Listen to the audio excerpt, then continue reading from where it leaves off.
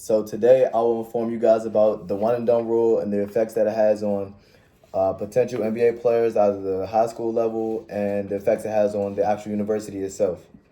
The one and done rule states that a player must have played at the professional level or commit 1 year to the collegiate level before committing to the NBA draft. I've studied this topic for about 5 years prior, so I know the ins and outs of it, and I know just like a lot of articles and reviews and what it takes to basically overcome this rule. Um, in '05, through the CBA, David Stern, who was NBA commissioner at the time, demanded that scouts stay out of high school gyms, and he implemented the one and done rule.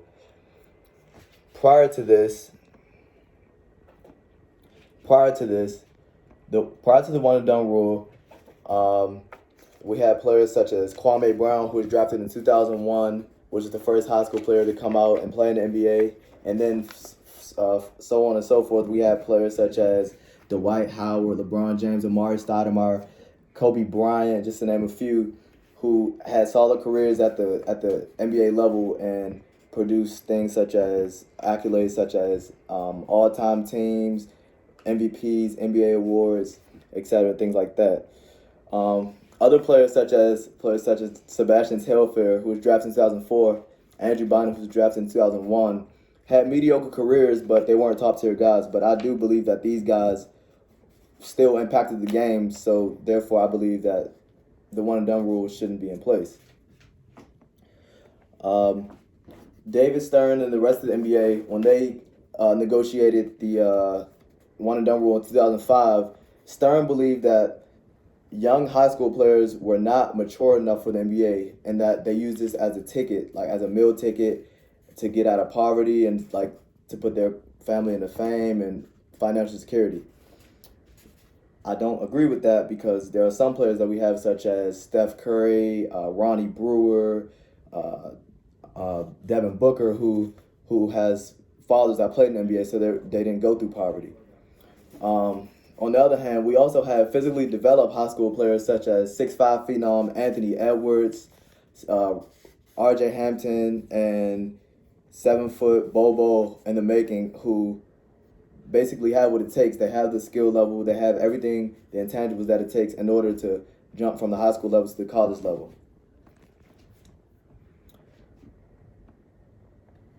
Furthermore, in Shannon Jahaya's article, NBA one and done rule needs to go, he stated that players are no longer showing interest in the academics that have come with basketball. They barely bought into the basketball program because they know no matter what happens, they won't stay in college for more than a year.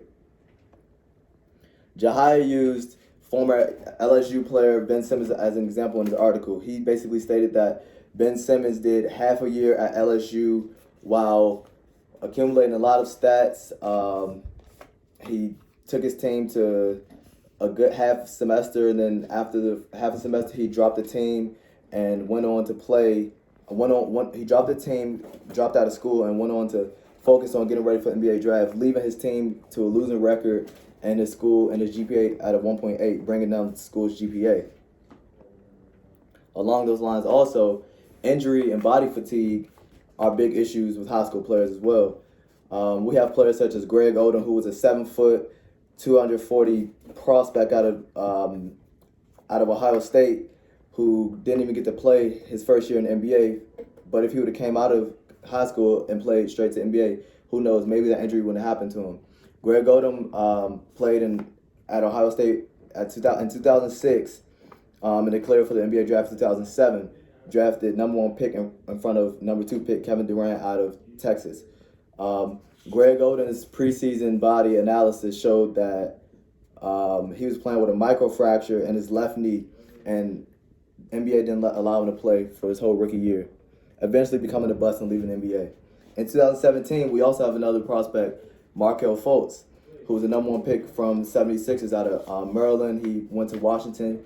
Fultz missed his whole rookie year due to a stressed shoulder, which allowed him to kind of change his shot, change his free throw routine, and just basically change the way he plays the game of basketball. And coming out of high school, Markelle was a big prospect, Everybody in the nation knew who he was. He from 10th grade to 12th grade, he sprouted from 6'3" all the way up to 6'6". So Markel had all the intangibles of becoming a superstar in the NBA right out of high school, but due to the NBA one and done rule, he couldn't. And therefore, when he got injured in Washington and his stress fracture in his shoulder, his career kind of went downhill from there. So we've seen like a lot of success from guys that jump straight from high school to the NBA, like I already mentioned, such as Kobe Bryant. We got guys such as Kobe Bryant, LeBron James, who are arguably the GOATs of the NBA. They have multiple MVPs, multiple NBA All-Times, multiple NBA championships. And these are the type of guys that are coming up in the future, type of players that you don't see just at your regular park. Like you got these guys that are 16 years old that you know they have what it takes. You can look at them, you can see, okay, yeah, this kid has what it takes. So why waste their time doing 1 year in college when they won't be committed to it, and eventually we all know that they're going to go straight to NBA. Furthermore, in high school hoops magazine, they interviewed a lot of players, and Bill Walker, who was a junior at the time, he quoted, "I'm against the NBA one and done rule. I do not see why you have to be a 19-year-old to play a game of basketball when you could be 18-year-old and go into war for your country." I agree with Bill Walker's statement, because basically, how can you be considered a professional in another field but not in something that you love to do? Furthermore, Jahia stated that a solution for the NBA one and done rule is to basically implement it like how the baseball rule does, which is